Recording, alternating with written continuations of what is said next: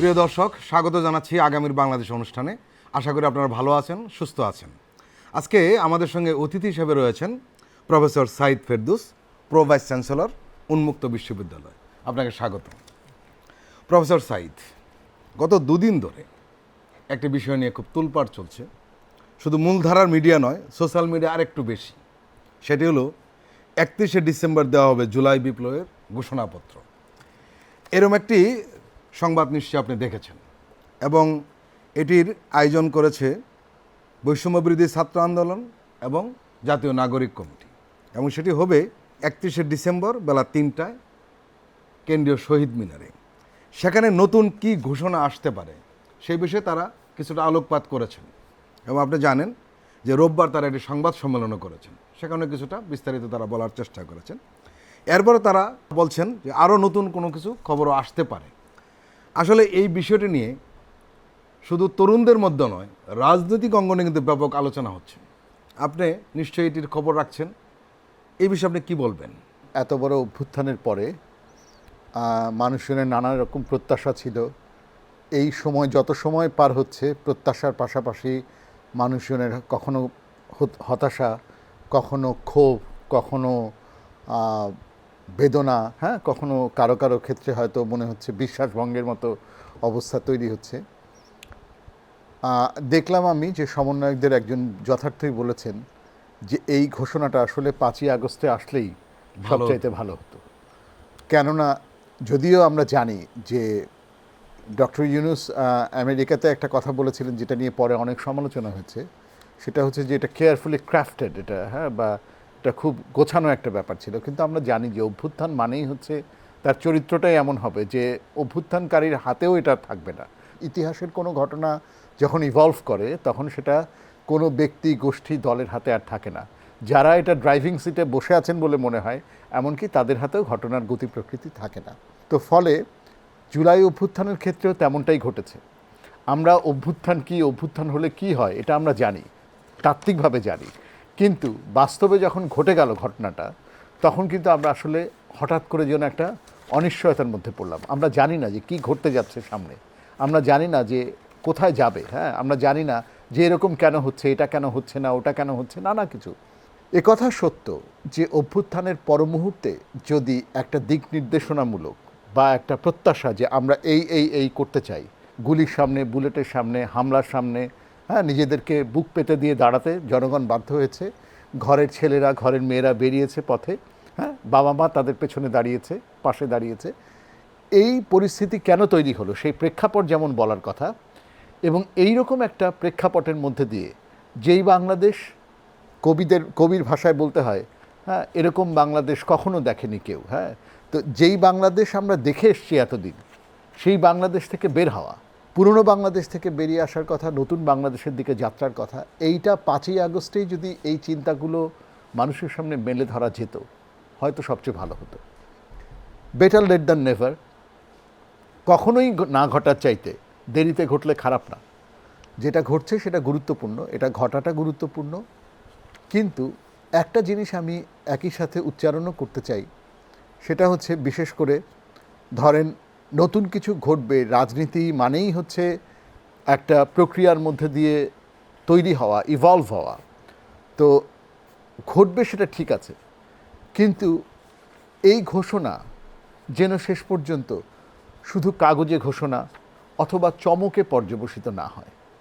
ইতিমধ্যেই অনেকগুলো প্রতিশ্রুতি, অনেকগুলো আকাঙ্ক্ষা মানুষের মধ্যে ছিল, যার অনেকগুলোই আমরা দেখছি। ধরুন আন্দোলন হয়েছে, আমরা কিন্তু জুলাই ফাউন্ডেশন হয়েছে, ফাউন্ডেশনের মধ্যে দিয়ে আহতদেরকে সাহায্য করার কথা, টাকা পয়সা পৌঁছানোর কথা। সেই টাকা পয়সা পৌঁছাতে গিয়ে দেখা গেছে নানা ধরনের বিপত্তি হয়েছে। কার হাতে টাকাটা তুলে দেওয়া হবে, একটা মিসম্যানেজমেন্ট হয়েছে। আহতরা এখনও চিকিৎসা পায় নাই বহু জায়গাতে। যত দিন যাচ্ছে আমরা ভয়াবহ কাহিনী শুনছি। ওই সময়কার হসপিটাল ট্রিটমেন্ট দেয়নি, ক্ষত জায়গায় বুলেটের ক্ষতের মধ্যে গজ ভরে দিয়ে বাচ্চাকে ছেড়ে দেওয়া হয়েছে। পথ শিশু যার কোথাও যাওয়ার জায়গা নাই, সে হসপিটালে মাটিতে পড়ে কাতরাচ্ছে। তো মানুষের মধ্যে যেমন একটা স্বপ্ন ছিল, এটা হচ্ছে মহাভারতের ওই কাহিনী, যে দ্রৌপদী ভাবছিলেন যে যখন যুদ্ধটা হয়ে যাবে তখন তার প্রতি যে অন্যায় হয়েছিল, তার ন্যায়পরায়ণ স্বামীরা সেই অন্যায়ের বিচার করবে এবং তার মধ্যে দিয়ে পৃথিবীতে ন্যায় প্রতিষ্ঠিত হবে। কিন্তু এই ন্যায় প্রতিষ্ঠার জন্য যে মূল্য দিতে হবে, সেই মূল্য দেওয়ার জন্য দ্রৌপদী নিজেই প্রস্তুত ছিলেন না। তিনি জানতেনই না যে মূল্যটা কত দূর হবে। বাংলাদেশের মানুষ অভ্যুত্থানের মধ্যে যারা সক্রিয়ভাবে জড়িত ছিল, সামনের সারিতে যারা ছিল, আমরা সকলের ক্ষেত্রে আমরা বলছি, আমরা শেখ হাসিনার পতন হোক আমরা চেয়েছি, স্বৈরাচারের পতন হোক আমরা চেয়েছি, কিন্তু তারপরে কি হবে এবং সেটা রাশ টেনে ধরার মতো সামর্থ্য আমাদের আছে কিনা আমরা আসলে জানতাম না। আমাদের কোনো পথও ছিল না, এত জেনে কোনো কিছু হয় না, আমাদের কোনো পথও ছিল না। কিন্তু যেটা খুব গুরুত্বপূর্ণ, যখন ঘটনাগুলো ঘটছে, আশাভঙ্গের ঘটনা ঘটছে, তো ঘটবেই। কারণ আপনি 15 বছর বলছি বটে, 50 বছরেই তো বাংলাদেশ কয় বছর ঠিকঠাক পথে ছিল। মুক্তিযুদ্ধের পর থেকে এতগুলো বছরে, 53 বছরে বাংলাদেশ কতটা দিন ঠিকঠাক পথে চলেছে। তার মধ্যে 15 বছরের এই রকম সর্বগ্রাসী একটা শাসনামল, সেইখানে কোনো কিছুই নাই। প্রায় প্রতিটা প্রতিষ্ঠানকেই নতুন করে হাঁটতে শিখতে হবে। ফলে প্রত্যাশা অনেক, আমাদের চাওয়া অনেক, কিন্তু ওই চাওয়া পূরণ করবার জন্য রসদ আমাদের কিচ্ছু নাই, কোনো রকম রসদই নাই আমাদের। এখন সবই শূন্য থেকে শুরু করার। ফলে আমরা প্রতিশ্রুতি দেওয়ার সময় যেন একই সাথে বাস্তবতাটার কথা জোর দিয়ে বলি। আমি চাইব এই ঘোষণাপত্রে বাস্তবতার থেকে যেন অনেক ওপরে জনগণকে নিয়ে যাওয়া না হয়। এই ঘোষণাপত্র যেন এমন না শোনায় যে একটা অলীক স্বপ্নের মতো। এই স্বপ্ন দেখানো জরুরি, স্বপ্ন দেখা জরুরি, ইতিবাচকতা জরুরি, কিন্তু এই ইতিবাচকতা কি দামে আসছে সেটা মনে করিয়ে দেওয়া আরও জরুরি।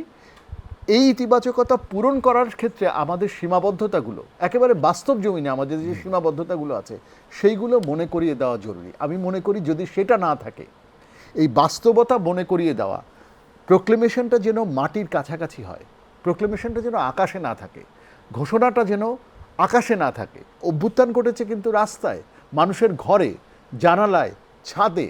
আমরা তাদেরকে যেন একেবারে সেন্টহুড দিয়ে আকাশে না তুলে ফেলি।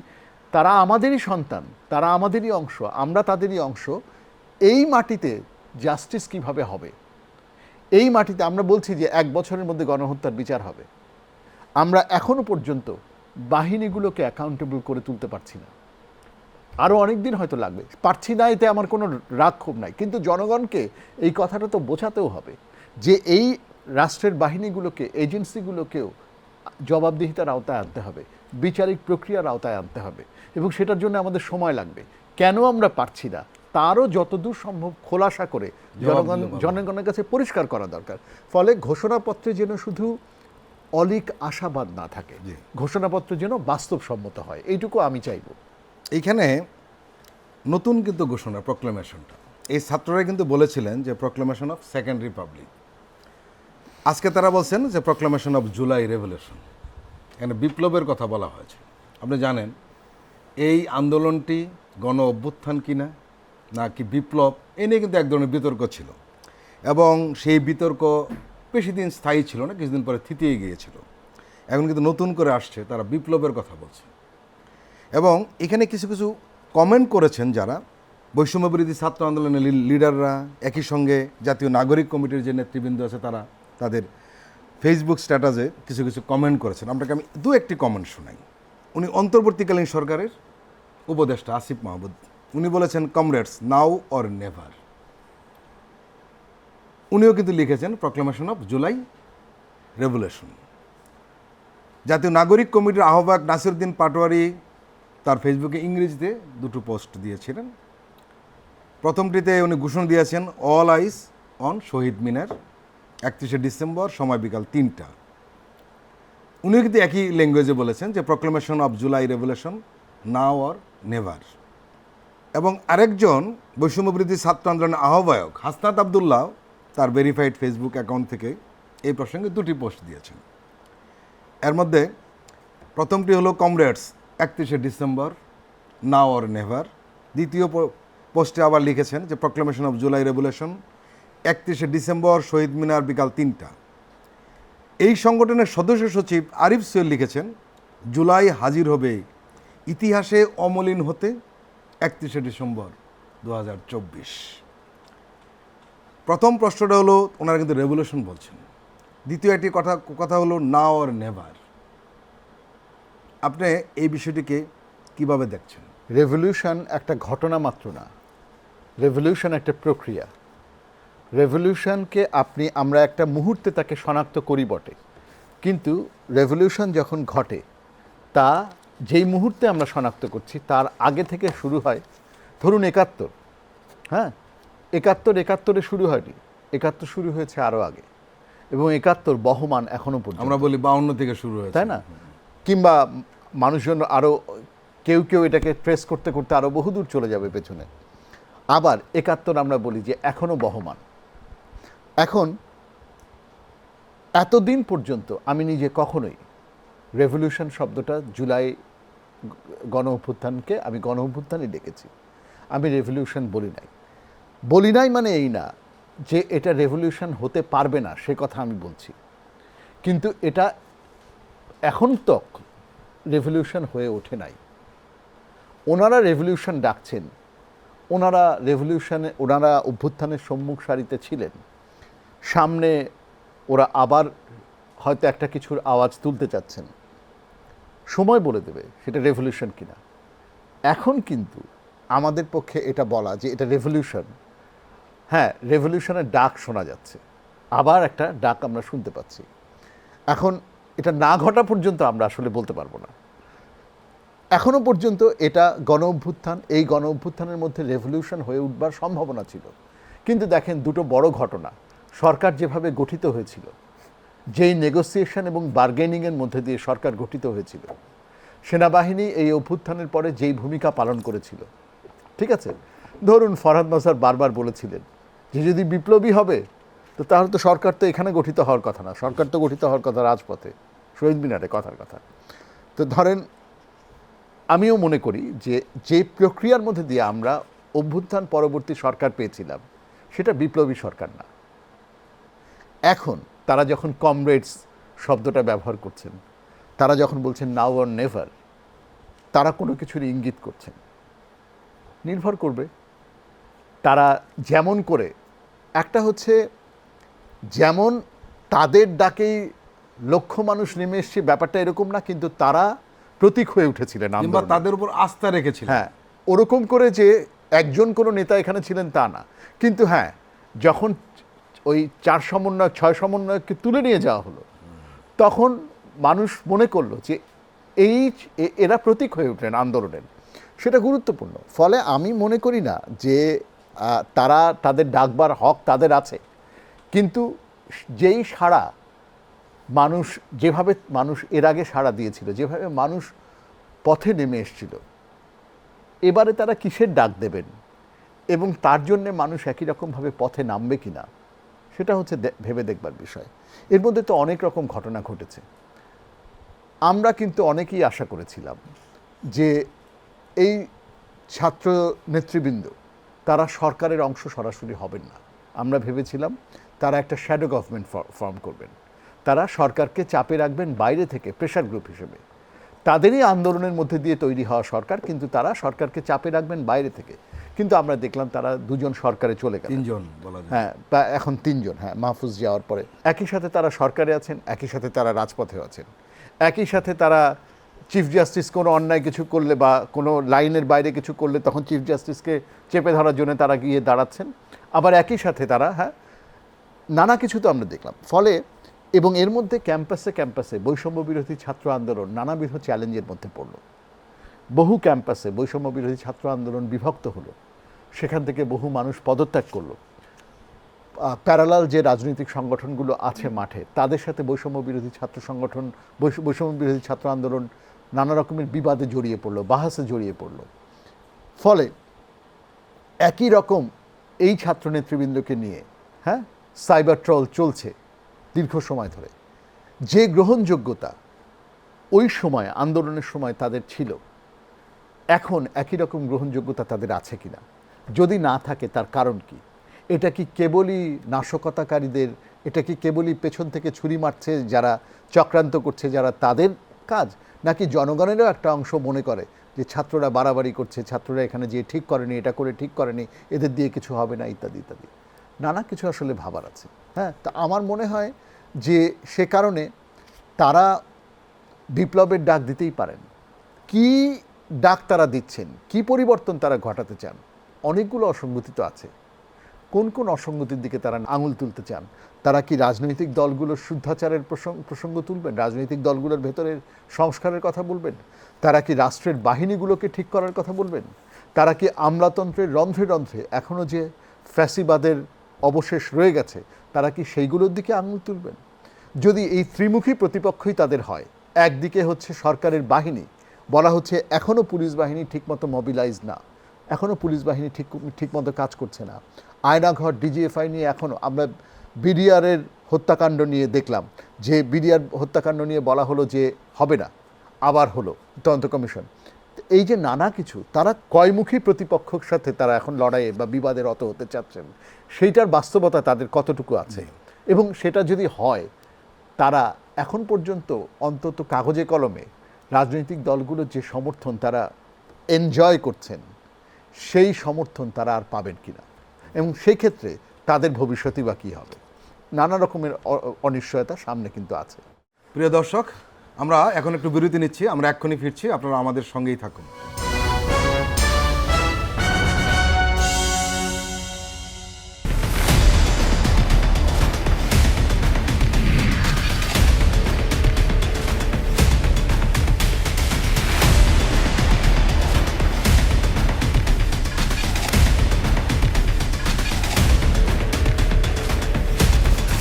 নিপীড়নের স্মৃতি, প্রযোজনা মোহাম্মদ হাসান রিয়াদ ও গোলাম মোর্শেদ।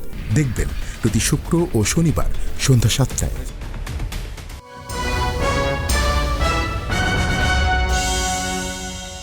আবারও স্বাগত আগামীর বাংলাদেশ অনুষ্ঠানে। প্রফেসর সাইদ, রোববার যে সংবাদ সম্মেলনটা করেছে বৈষম্য বিরোধী ছাত্র আন্দোলন এবং জাতীয় নাগরিক কমিটি, সেখানে কিন্তু কিছু কথাবার্তা তারা বলেছেন। যেমন বৈষম্য বিরোধী ছাত্র আন্দোলনের মুখ্য সংগঠক আব্দুল হান্নান মাসুদ একটি কথা বলেছেন যে বৈষম্য বিরোধী ছাত্র আন্দোলনের পক্ষ থেকে আমরা জুলাই বিপ্লবের ঘোষণাপত্র ঘোষণা করব, এটা সংবিধানে যুক্ত করে সেকেন্ড রিপাবলিক করার দায়িত্ব সরকারের। একটি দাবি, তারা বোঝা যাচ্ছে তাদের দাবিটা কি। আরেকটা ৭২-এর সংবিধান নিয়ে কিন্তু তারা খুব কড়া কথা বলেছেন। তারা বলেছেন যে মুজিববাদী সংবিধানের রিপ্লেসমেন্ট চান, তারা এরকম একটি কথা বলেছেন। তারা আরেকটি মেসেজ দিয়েছেন, যে মেসেজটা একটু অন্যরকম মনে হয়েছে আমাদের, যে বৈষম্য বিরোধী ছাত্র আন্দোলন ও জাতীয় নাগরিক কমিটির কোনোটি রাজনৈতিক দল হবে না। বৈষম্য বিরোধী ছাত্র আন্দোলনের জুলাই বিপ্লবের ঐক্যের প্রতীক, ইউনিক একটা প্ল্যাটফর্ম, এটা আমাদের ইউনিটির সিম্বল হিসেবে থাকবে, কখনো রাজনৈতিক দল হবে না। নতুন রাজনৈতিক দল অবশ্য অন্য কোনো নামে হবে। অনেকগুলো মেসেজ রয়েছে। মুজিববাদী সংবিধানের রিপ্লেসমেন্ট আসলে তারা কি বোঝাতে চেয়েছেন? আন্দোলনের যখন একটা পরিণতির দিকে আগাচ্ছে, তখন থেকেই কিন্তু সংবিধান নিয়ে নানান ধরনের কথাবার্তা, এবং আন্দোলন 5ই আগস্ট হবার পরপরই আমরা দেখলাম নানান রকমের উদ্যোগ হলো সংবিধান সংস্কার নিয়ে, নানান ধরনের ভাবনা চিন্তা, নানান জায়গায় মানুষজন ওয়ার্কিং সেশন করলো, আপনার ওয়ার্কশপ মতো করলো, সেমিনার করলো, বক্তৃতা হলো, হ্যাঁ, এবং সোশ্যাল মিডিয়াতে ব্যক্তি উদ্যোগে দলগতভাবে নানাজন তাদের সংবিধান সংস্কার নিয়ে, এবং একটা বড় মত ছিল যে সংস্কার দিয়ে হবে না, ৭২-এর সংবিধান সংস্কার দিয়ে হবে না, বরং আমাদের যেটা করতে হবে সেটা হচ্ছে নতুন সংবিধান লিখতে হবে। এবং এটা নিয়ে অনেক কথা হলো। কেউ কেউ এমন মতো করলো যে নতুন সংবিধান লেখা আর ৭২-এর সংবিধান রিভাইজ করা, দুটার মধ্যে খুব বড় কোনো পার্থক্য হবে না, কেননা সংবিধানের কতগুলো মৌল কাঠামো থাকে যেগুলো দুটোতেই থাকবে, কিন্তু কতগুলো জিনিস হয়তো বদল হবে। এখন ৭২-এর সংবিধান নিয়ে বড় আপত্তির জায়গা কোনটা? আমি যেভাবে বুঝি, যেভাবে প্রধানমন্ত্রীকে একচ্ছত্র ক্ষমতার অধিকারী করে রাখা হয়েছিল, কিন্তু এরা কিন্তু কথাটা তুলছেন অন্য জায়গা থেকে। এরা বলছেন ৭২-এর সংবিধানের মধ্যে দিয়ে ভারতীয় আধিপত্যবাদের, হ্যাঁ, এইটা আমি বুঝতে চেষ্টা করব যে এটাকে তারা কোন জিনিসটাকে বলছে। এটা কি তাহলে ৭২-এর সংবিধানে যে ধর্মনিরপেক্ষতার ধারণা ছিল সেইটাকে, হ্যাঁ, তার মানে একভাবে যে ধর্মনিরপেক্ষ সেকুলার যে ধারণা, সেইটা ভারতীয় আধিপত্যের সাথে অ্যালাইন করা হচ্ছে? ব্যাপারটা কি সেভাবে দেখা হচ্ছে? সেভাবে, হ্যাঁ, মানে ভারতীয় আধিপত্যবাদ বাংলাদেশের সেকুলার পন্থাকে বা বাংলাদেশের ধর্মনিরপেক্ষতার চেতনাকে ভারতীয় আধিপত্যবাদ যে পুঁজি করতে চায় নাই তা না, তারা যে এটা ব্যবহার করতে চায় নাই তা না, কিন্তু এটাও ভুলে গেলে চলবে না যে এই দেশের মানুষ ধর্মের ঊর্ধ্বে উঠে, সম্প্রদায়ের ঊর্ধ্বে উঠে, হ্যাঁ, ধর্মনিরপেক্ষ না হয়ে, পশ্চিমের মতো ধর্মনিরপেক্ষ বা ধর্ম থেকে বিযুক্ত না হয়ে নিজে ধর্ম পালন করেও পরধর্মের মানুষের সাথে পাশাপাশি থেকেছে, বিবাদও হয়েছে, সহিংসতা হয়েছে, কিন্তু আবার এক একসাথে ধরনের থেকেছে। ভ্রাতৃত্ববোধও এখানে ছিল। এবং এই পুরো ঘটনাটাই ঐতিহাসিক। এই যে একসাথে থাকা, পাশাপাশি থাকা, এটা একটা ঐতিহাসিক। এর মধ্যে যখন রাষ্ট্র এবং রাজনীতি, পরিচয়ের রাজনীতি, এগুলো যখন ঢুকে যায় তখন বিষয়টা অন্যরকম হয়। এখন ৭২-এর সংবিধানকে তারা বর্জন করতে চান। যদি আমি মনে করি যে যেভাবে প্রধানমন্ত্রীকে স্বৈরশাসক হয়ে ওঠার সুযোগ করে দেওয়া হয়েছিল, যেভাবে একচ্ছত্র এবং প্রশ্নাতীত ক্ষমতার দিকে প্রধানমন্ত্রীকে ঠেলে দেওয়া হয়েছিল, সেইটা নিয়ে আমি প্রশ্ন করব। আমি প্রশ্ন করব যে ধরেন ফ্লোর ক্রসিংয়ের ব্যাপারটা যেখানে অনুচ্ছেদ ছিল না, 70 হ্যাঁ, এই যে এগুলো যে ছিল না, এগুলো নিয়ে আমি প্রশ্ন করব। কিন্তু যদি বলেন যে এটা কি ধর্মনিরপেক্ষতা, ধর্মনিরপেক্ষতা বলেন না, সেকুলারিজম বলেন না, কিন্তু এটা তো মানবেন যে দেশটা তো সবার, সব ধর্মের মানুষেরই দেশ, সব জাতির, সব লিঙ্গের মানুষেরই দেশ। কাজেই ওইটাকে যদি মানে ধর্মনিরপেক্ষতার যে কথা এখানে আছে সেটাকে যদি ভারতীয় আধিপত্যবাদের সাথে মিলিয়ে ফেলি, সেটা আমি ঠিক বুঝতে পারি না সেই কথাটা। ফলে আমার বোঝার, আমি বরং ওইটাই বুঝতে চাইবো যে তারা মুজিববাদী সংবিধান বলছেন, ঠিক আছে, মুজিববাদী সংবিধানের দোষ ত্রুটির কথা আমরা বলি, সবাই বলি, কিন্তু বা উপলব্ধি করে প্রথমে বলি নাই, দীর্ঘ সময় পর্যন্ত আমরা মনে করেছি ৭২-এর সংবিধান ঠিক আছে, কম বেশি ওর মধ্যে অনেক ভালো কিছু আছে। এখন যেরকম করে প্রয়োজন অনুভূত হচ্ছে, শেখ হাসিনার ১৫ বছরের পরে যে প্রয়োজন অনুভূত হচ্ছে সেটা আমরা ওইভাবে দেখি নাই। শেখ হাসিনার ১৫ বছরের কারণে তো শেখ মুজিবের ঐতিহাসিক ভূমিকাকেও পুনর্মূল্যায়ন করার প্রয়োজন দেখা দিচ্ছে, মুক্তিযুদ্ধকেও নতুন আলোয় দেখার প্রয়োজন বোধ হচ্ছে। ফলে সেটা ঠিক আছে, সংবিধান নিয়ে প্রশ্ন তোলা ঠিক আছে, কিন্তু কি করে এই সংবিধানকে তারা ভারতীয় আধিপত্যের সাথে অ্যালাইন করছেন সেইটা আমার কাছে খুব একটা পরিষ্কার না, সেটা আমি নিজে বুঝতে চাইবো আর কি। যারা এই নতুন ঘোষণা দেওয়ার কথা ঘোষণা করেছেন তাদের অনেকেই কিন্তু সরকারের সাথে সম্পৃক্ত রয়েছেন, অন্তত ৩ জন আমরা জানি। এবং তারা কিন্তু এই বিষয়ে ফেসবুকে স্ট্যাটাসও দিয়েছেন, একজন উপদেষ্টা। আসলে সরকারের সাথে সম্পর্কটা কেমন, এই প্রশ্ন সামনে আসতেই পারে, যার কারণে এই জুলাই বিপ্লবের ঘোষণার পত্রের সঙ্গে সরকারের কোনো সম্পৃক্ততা আছে কি নেই, এই প্রশ্ন কিন্তু উঠেছে। এবং এর জবাব দিয়েছেন সরকারের পক্ষ থেকে প্রধান উপদেষ্টা প্রেস উইংয়ের যে সেক্রেটারি শফিকুল আলম, উনি বলেছেন যে জুলাই বিপ্লবের ঘোষণাপত্রের সঙ্গে সরকারের কোনো সম্পৃক্ততা নেই। উনি বলেছেন যে এটিকে সরকার প্রাইভেট ইনিশিয়েটিভ, বেসরকারি উদ্যোগ হিসাবে দেখতে চায়। কিন্তু এই যে উপদেষ্টারা কথা বলছেন এই বিষয়টি নিয়ে, আবার সরকারের পক্ষ থেকে বলা হচ্ছে সম্পৃক্ত নেই, বিষয়টি কেমন হয়ে গেল না? অবশ্যই অবশ্যই, এইখানেই তো আমরা এই ঘটনাটা যে ঘটতে যাচ্ছে, এ তো শুরুতেই আমরা ফোর্সি করছিলাম, আমরা তো চাই নাই। আমরা তো সে কারণেই ভাবছিলাম যে আন্দোলনের পরে এই আন্দোলনের শক্তি, যারা কিনা তখন প্রশ্নাতীত ছিলেন, বৈষম্য বিরোধী ছাত্র আন্দোলন নিয়ে আন্দোলন যখন চলেছে এবং অভ্যুত্থান যখন সফল হয়েছে, তখন কিন্তু বৈষম্য বিরোধী ছাত্র আন্দোলনকে মানুষ মাথায় করে রেখেছিল। তাদের বিরুদ্ধে কোনো অভিযোগ ছিল না, কালিমা ছিল না, কোনো প্রশ্ন ছিল না ওই সময়।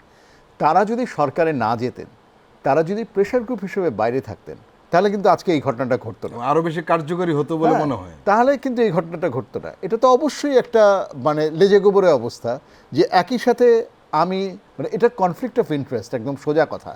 আপনি সরকারে আছেন, আবার আপনিই বলছেন যে সরকারকে এটা করতে হবে, তাহলে সেটা করবে কে? তো আপনারই করার কথা। এটা একটা বড়সড় ভূমিকা সংকটও বটে, এবং এই ভূমিকা সংকটে আমরা বলছি তারা আমাদের চাইতে বেশি ফেস করছেন প্রতিদিন। এবং এই বিষয়টি তাদেরকে স্পষ্ট করতেই হবে।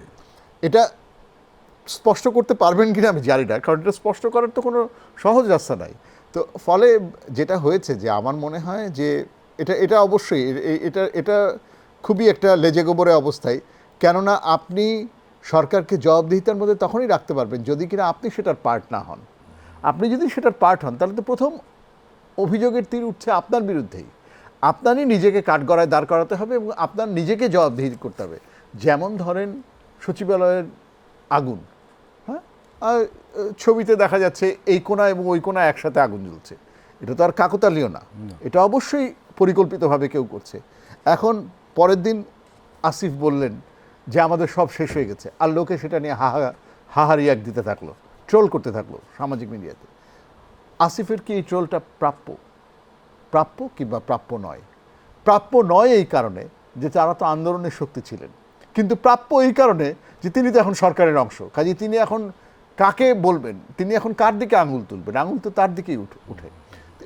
এই সমস্যাটার মধ্যে তারা গিয়ে আমি জানি না যে কোন বাস্তবতায়, আমরা মন্তব্য করার আগে এইটুকু বেনিফিট অফ ডাউটটা দিতে চাই, কোন বাস্তবতায় তারা এরকমটা ভাবলেন যে সরকারে না গেলে হবেই না, বা দুজন অন্তত সরকারে না থাকলে চেক অ্যান্ড ব্যালেন্সটা হবে না, এরকম চিন্তা তারা কেন করলেন এবং কী প্রক্রিয়াতে? আমি তো সবসময় এটা বলছি, কী প্রক্রিয়াতে এই সরকার গঠিত হলো, উপদেষ্টারা কোথা থেকে এলেন আমরা কিন্তু জানি না। এদের সকলের সাথে যে মানুষের এবং মাটির খুব যোগাযোগ আছে তাও না, ফলে আমরা এটা জানি না। তো এর মধ্যে এনারা আবার দুজন গিয়ে ঢুকেছেন, তো কী প্রক্রিয়াতে তারা হয়তো ভালো চিন্তা থেকেই গিয়েছেন, কিন্তু আজকে মানুষ আসিফের হেলিকপ্টার সফর নিয়ে কত কথা বলছে। এগুলো তো আসলে এগুলো তো তাদের জন্যে তারা একটা ত্যাগ তিতিক্ষার মধ্যে দিয়ে উঠে এসছেন।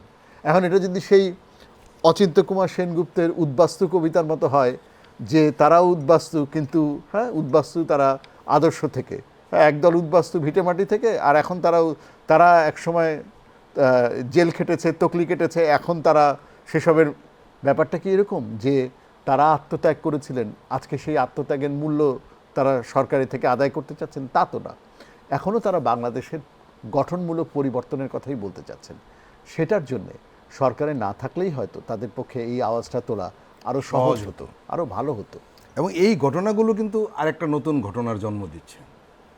সেটি হলো যে রাজনৈতিক দলগুলোর মধ্যে যে ঐক্য আমরা আশা করছি বারবার, বিশেষ করে চট্টগ্রামের চিন্ময়কে ঘটনা করে যে ঘটনাগুলি ঘটলো এবং প্রধান উপদেষ্টা ডাকে সবাই যেভাবে সাড়া দিল এবং একটা ঐতিহাসিক ছবি আমরা লক্ষ্য করেছি, কিন্তু বাস্তবে কিন্তু সেই ছবির প্রতিফলনটা আমরা লক্ষ্য করছি না। আপনি শুরুতে বলছিলেন যে অনেকের সঙ্গে এই বৈষম্য বিরোধী ছাত্র আন্দোলন এবং জাতীয় নাগরিক কমিটির বাহাস হচ্ছে, আসলে শুধু বাহাস পর্যায়ে নেই, কোনো কোনো জায়গায় কিন্তু সংঘর্ষ হয়েছে। আবার আমরা লক্ষ্য করেছি যে বৈষম্য বিরোধী ছাত্র আন্দোলনের সঙ্গে জামাত ইসলামের একটি ঘনিষ্ঠতা আমরা টের পাচ্ছি। শুধু টের পাচ্ছি না, জামাতের অনেক বক্তব্য কিন্তু সেগুলো স্পষ্ট বোঝা যায়। আবার বিএনপির সঙ্গে যে বৈষম্য বিরোধী ছাত্র আন্দোলনের সম্পর্কটা তত মধুর নয়, সেটাও আমরা টের পাচ্ছি। আবার জামাত বিএনপির মধ্যে যে সম্পর্কের বড় ধরনের ফাটল ধরেছে সেটিও কিন্তু স্পষ্ট। বিএনপির সিনিয়র যুগ্ম মহাসচিব রুহুল কবির রিজভির একটি বক্তব্য রোববার পত্রিকায় বেরিয়েছে এবং সেখানে কিন্তু এই প্রথম জামাতকে ইঙ্গিত করে কিছু কথা বলেছে, যেটি আমরা এর আগে আপাতত 5ই আগস্টের পরে শুনিনি। উনি বলেছেন কারা পায়ের রগ কাটে জনগণ তাদের জানে। উনি বলেছেন যে হাসিনার আমলে আমরা দেখেছি চাপাতি লীগ, হেলমেট লীগ, বন্দুক লীগ, আবার জনগণ এটাও জানে খুর লীগ, পায়ের রগ কাটা পার্টি, এরা কারা জনগণ কি জানে না? উনি ইসলামী ব্যাংকের বিষয়ে কথা বলেছেন। উনি বলেছেন ইসলামী ব্যাংক একটি গ্রুপ দখল করেছে। উনি কিন্তু কোথাও নাম নেননি, কিন্তু নাম না নিলেও বিষয়টি স্পষ্ট।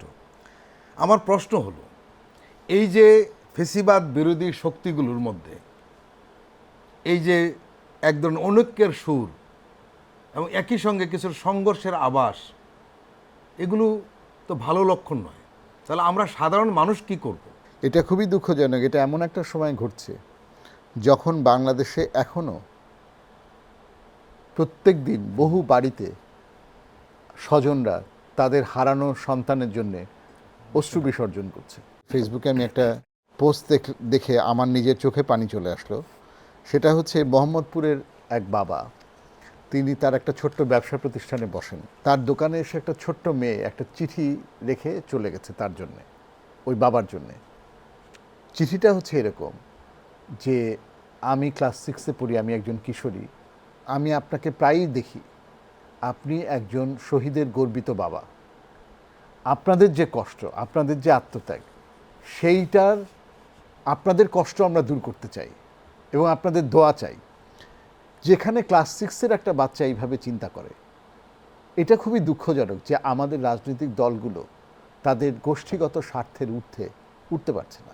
এটা খুবই দুঃখজনক যখন কিনা শহীদ পরিবারগুলো ঠিকমতো কম্পেনসেশন পাচ্ছে কিনা, যখন কিনা আহত মানুষেরা ঠিকমতো চিকিৎসা পাচ্ছে কিনা, চিকিৎসা পাচ্ছে না, কিন্তু ঠিকমতো চিকিৎসা এখনও পাচ্ছে না, তখন আমরা বসে এই ভাগাভাগি করছি, আর এদিকে পেছনে নাশকতা চলছে, বাহিনীগুলোর ভেতরে স্বৈরাচারের ভূত বসে আছে, হ্যাঁ, যারা কিনা প্রতিদিন কিছু না কিছু ঘটানোর, কোনো না কোনো অঘটন ঘটানোর, কোনো না কোনো বিশৃঙ্খলা তৈরির চেষ্টা করেই যাচ্ছে। সরকারের নীতি নির্ধারকদের ভেতরে আমরা দোদুল্যমানতা দেখছি নানা বিষয়ে।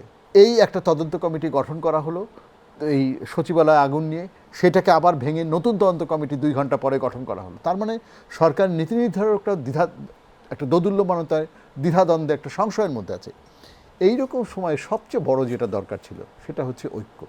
একজন শহীদের মা বলছেন যে আমার বাচ্চা চিকিৎসা না পেয়ে মারা গেছে, ঠিকমতো।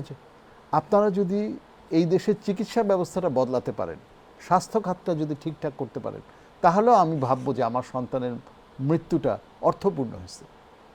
যেখানে শহীদদের নিকটজনেরা এরকম করে ভাবছেন, যেখানে সাধারণ মানুষ এরকম করে ভাবছে, সেখানে রাজনৈতিক অ্যাক্টররা তাদের ঐক্য ধরে রাখতে পারছেন না। এখনও এটা বারবার বলছি, আমরা বহুবার বলছি, এখনও ফসল কাটার সময় আসে নাই, ফসল এখনও হয় নাই, ফসল হতে এখনও বহুত দেরি, এটা এখনও আপনার দখলে আসে নাই। আমাদেরকে সময় দিতে হবে। আজ থেকে বেশ অনেক বছর আগে আমি নিজে পক্ষাঘাতগ্রস্ত ছিলাম, আমি হুইল চেয়ারে ছিলাম।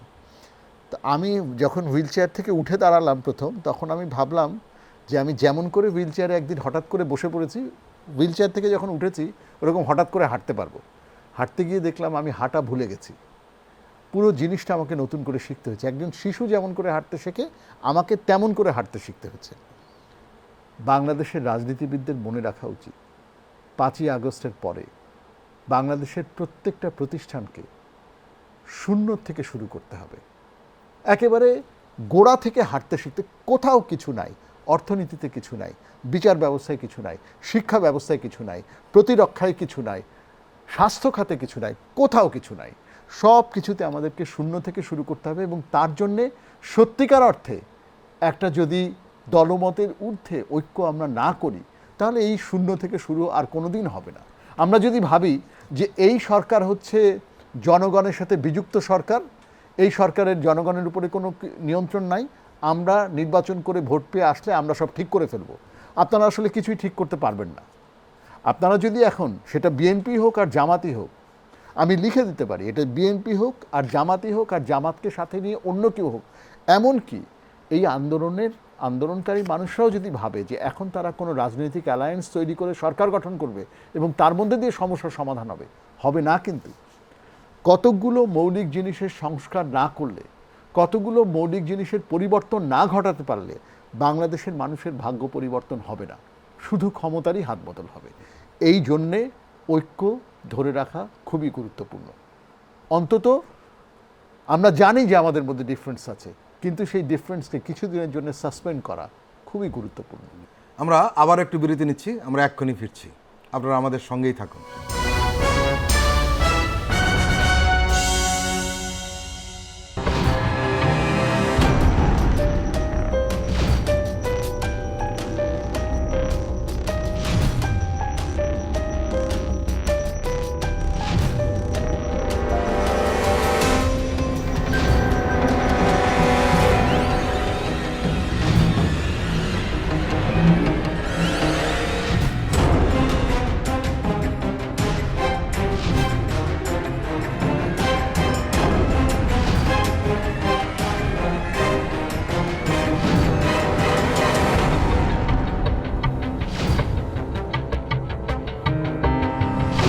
কেমন আছে অর্থনীতি দেখবেন প্রতি সোম ও মঙ্গলবার রাত 10:20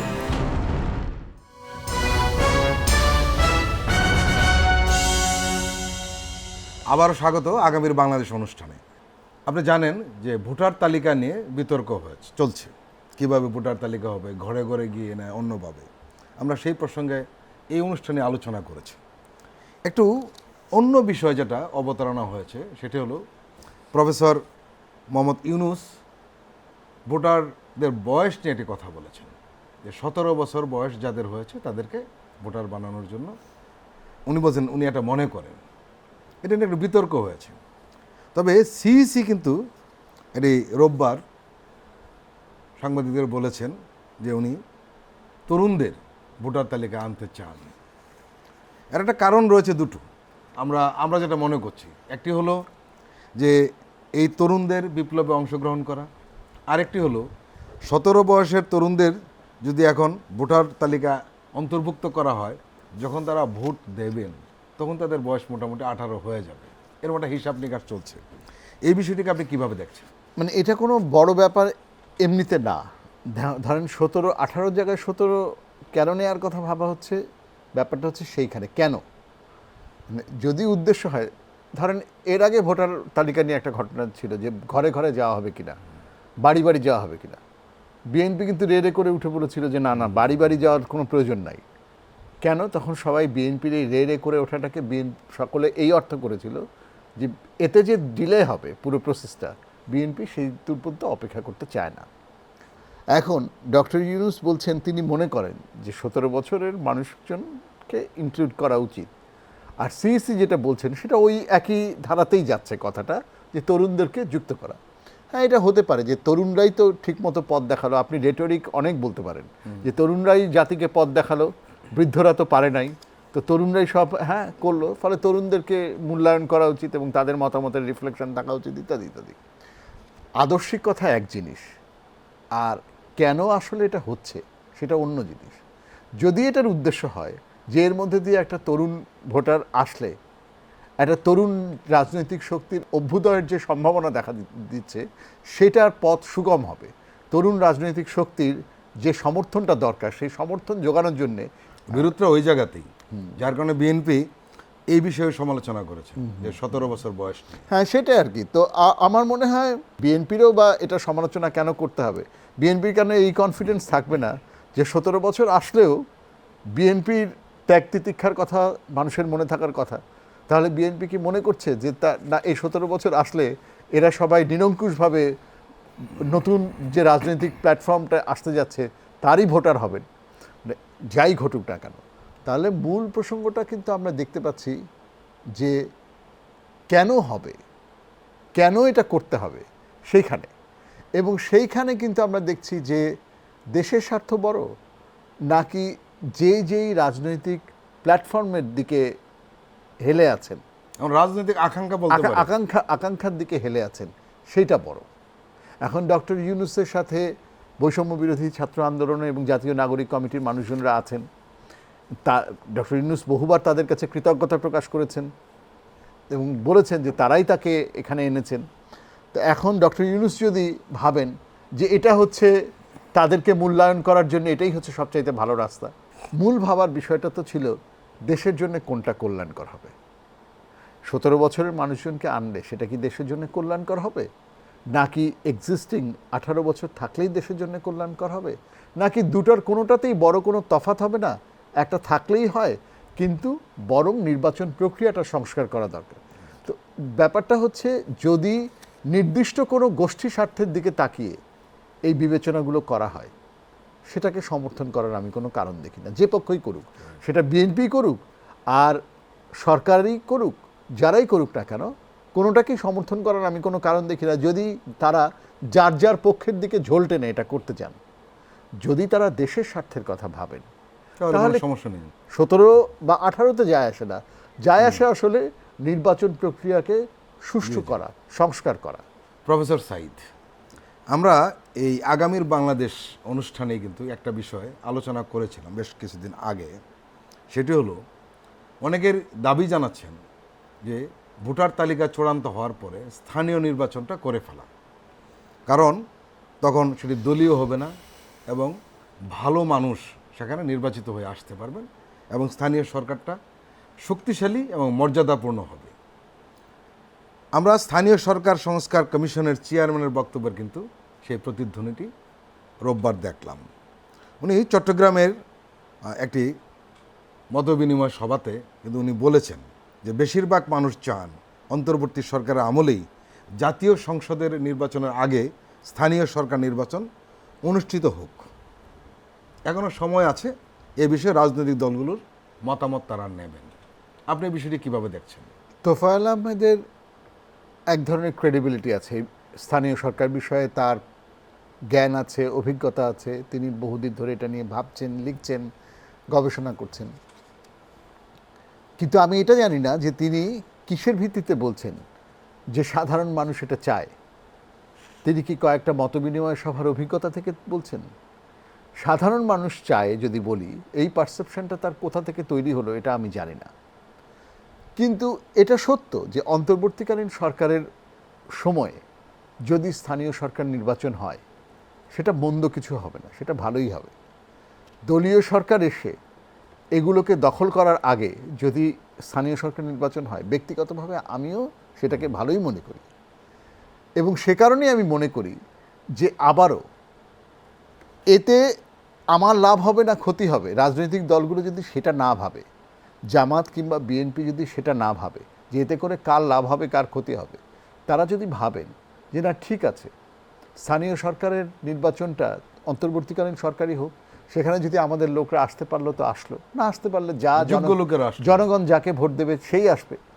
এই সুযোগ যদি হয়, এই সুযোগের সদ্ব্যবহার করা উচিত। তাদের জন্য তো এমপি এবং কনস্টিটিউয়েন্সি থেকে গেল, তারা তো সেই নির্বাচন করতেই পারবেন। স্থানীয় সরকারের নির্বাচনটা যদি অন্তর্বর্তীকালীন সরকারের অধীনে হয়, আমি তাতে কোনো খারাপ দেখি না। এই সরকার নির্বাচনের জন্য উপযুক্ত হয়েছে কিনা, মানে তারা নির্বাচন করার ব্যাপারে উপযুক্ত হয়েছে কিনা, কোন কোন জায়গায় লেকিং রয়েছে সেটা টের পাওয়া যাবে। একই সঙ্গে সেটাও কিন্তু টের পাওয়া যাবে রাজনৈতিক দলগুলোর আচরণ কোন পর্যায়ে আছে। ভালো, আপনি যেটা বলছেন যে নির্বাচনের একটা ড্রেস রিহার্সাল হবে, জাতীয় নির্বাচনের একটা ড্রেস রিহার্সাল হবে স্থানীয় সরকার নির্বাচনে। আপনি খেয়াল করে দেখবেন আওয়ামী লীগের আমলে যদি আওয়ামী লীগ চাইতো তাহলে কিন্তু আওয়ামী লীগ ঠিকঠাক মতো নির্বাচন করতে পারতো। যেখানে যেই মেয়র প্রার্থীকে হারতে হয়েছে সেখানে হারতে হয়েছে, কারণ দলের ভাবমূর্তি ঠিক রাখতে হবে, যে দেখাতে হবে যে আমরা ঠিকঠাক নির্বাচন করতে পারি। তো এবার যদি রাজনৈতিক দলগুলো হস্তক্ষেপ না করে, নির্বাচন ভালো হবে। আপনি ঠিকই বলেছেন যে এটা একভাবে বলতে গেলে একটা ড্রেস রিহার্সালের মতো, কিন্তু আমি মনে করি যে সেটার জন্যও যেটা দরকার, রাজনৈতিক দলগুলো সদিচ্ছাটা দরকার। তোবাল সাহেব সেটাই বলেছেন। ওই সদিচ্ছাটা যদি থাকে তাহলে সেটা ভালো আর কি। ঐকমত্য যেমন দরকার কতগুলো বিষয়ে, এই সদিচ্ছাগুলোও খুব দরকার আর কি। আপনি আমাদের দীর্ঘ সময় দিয়েছেন, আপনাকে আন্তরিক ধন্যবাদ। আপনাকেও ধন্যবাদ। প্রিয় দর্শক, আজকের অনুষ্ঠান আমরা এখানে শেষ করছি। আপনারা ভালো থাকবেন, সুস্থ থাকবেন। আল্লাহ হাফেজ।